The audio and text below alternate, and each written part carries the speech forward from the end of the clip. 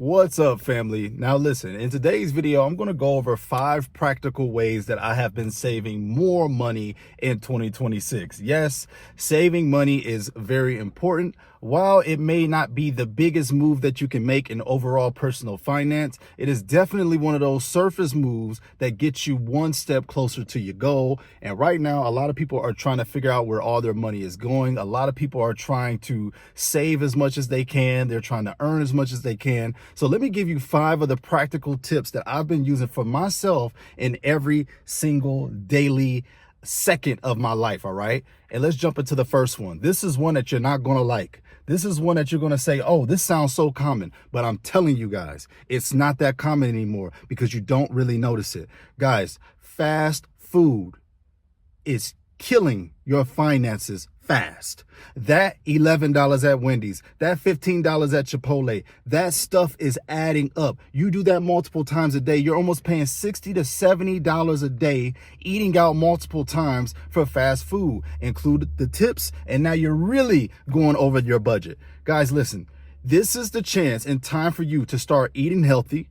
I could show you guys a budget that I use at Aldi for $100, and I'm feeding a family of 3. Now, we go weekly, but at the same time, it's a family of 3. So if you're single or you're by yourself or you have a family of a similar size, I'm telling you, I know that fast food may seem convenient, but there is no shortcut success to a long-term situation, all right? You've got to learn that all save time is not good time. And that's something that I've been learning. That's something that my parents taught me, because while I'm sitting over here trying to eat really quick, this fast food is not lasting me 2 to 3 hours later. And then I'm paying so much more money rather than me getting in the kitchen, really utilizing and unlocking a new skill, and that is called cooking.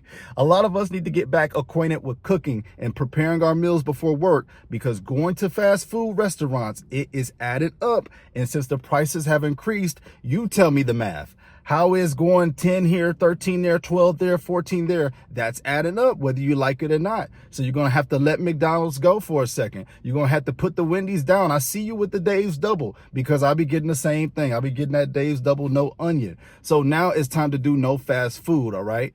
Now, point number 2. This one is pretty interesting as well, but I kind of live my life by this, so it may be new to you. It may seem counterintuitive. Pay off your credit card debt. Let me say that again. Pay off your credit card debt. Why am I saying credit card debt? Isn't that kind of counterintuitive?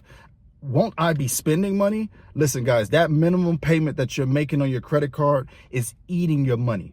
Not only is the minimum payment itself taking money from you, the interest at the end of every month, it's taking the money that you could be saving. So if you paid off that credit card, or you got rid of that credit card and you started using it responsibly and paying it off in full at the end of every month, that minimum payment and that interest is eating up savings that you could potentially be saving. You could be putting that all away instead of paying interest on a credit card or paying minimum payments on a credit card, all right? So try to minimize that credit card usage. Don't let that interest accrue so that by the end of the month, you're paying all this additional money that could have went into your pocket. It could have went into your high yield savings account. It could have went into your wealth.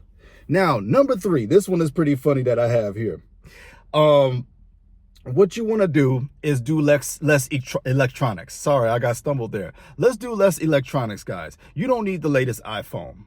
Heck, you don't even need the latest video game, because now video games are costing $80 plus again. Somehow we went all the way backwards, back to the cartridge days. So video games are costing $80 now. Electronics are not lasting as long, but yet they want higher payments for those. I mean, these iPhone 16Es and all this stuff, what's really the difference, guys?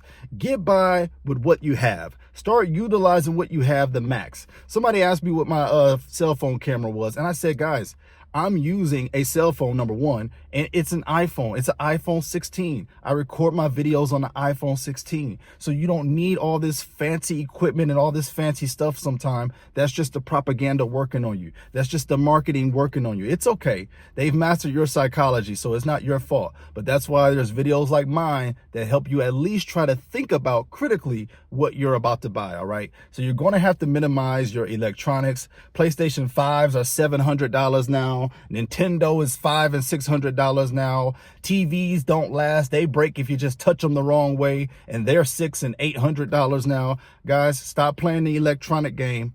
Start getting with these guys. Start taking care of the ones that you have right now and making sure you go to your absolute end of your wits with what you have. It's all about being grateful and showing that ounce of gratitude. And a great way to show gratitude in what you have is to take care of it to the best of your ability. When something just runs out, hey, it's just over with. It just runs out. But a lot of us get rid of things prematurely, and that's on us. So that's eating you. I have been saving so much money by rocking out with what I got all the way to the end, all right?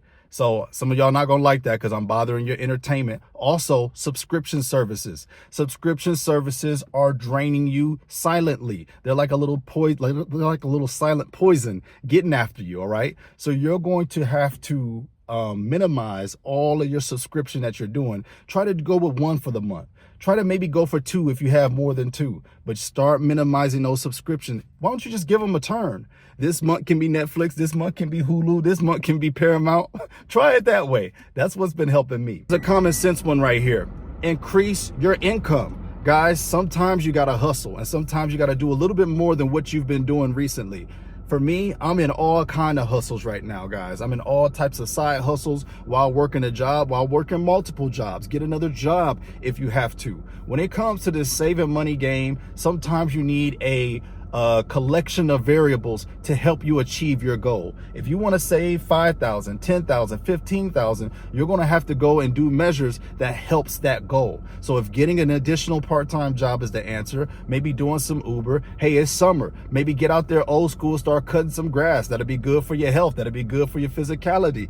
Get back out into the world and find a way to be of service. We get paid for our service. Try to be valuable and serviceable to the people in our community, and I'm sure it will help you reach your savings goal a lot faster. But some of us want something for nothing, and that's just not how the law works. You're gonna have to put the work in order to get something back. So consider increasing your income in a full 3D aspect of your life. And lastly, this one is a little bit unconventional too. Open a high yield savings account. Why do I say this? Because having a high yield savings account is earning you interest on everything that you've saved. So for me, once that savings start to build, you can passively start to make hundreds of dollars from your interest from your money just sitting there. Now, on the flip side, you will have to pay a little bit of taxes on the interest that you earn, but pretty much on one of my high yield savings account, I earn hundreds of dollars of interest, guys. So get to the point where that is honestly, that's saving me money that I don't even really see. One side note that I always want to say too, automate your savings. I've started this thing where I open another high yield savings account, and I have been automating, I think $10 a week. I switched it from $1 a day to $10 a week. So every single week on the first start of every new week, it is automatically sending over $10 to my new high yield savings account. Now, some may say, oh man, I may feel that. No, you won't. Because if you subtract it and slow down on your fast food, that's your $10 that you're sending over to your high yield savings account. And there you go. You had an account that's saving for you. Now the money in your checking that doesn't have a purpose that you may end up using recklessly, now it has a goal. It has an assignment. It knows exactly where it's going. So guys, those are just some of the Shields Media tips and tricks that I like to do to keep myself in a saving mindset. Again, saving is one of those pivotal steps that you must take if you're trying to get serious about your money and you want to see more of your money. I hope these tips have helped somebody. I'm going to continue to share this real, raw, uncut, day-to-day lifestyle. That's how we do it over here. God bless you guys. Hit the like button, and I'll see y'all on the next one, man. Save that money, baby. Let's go.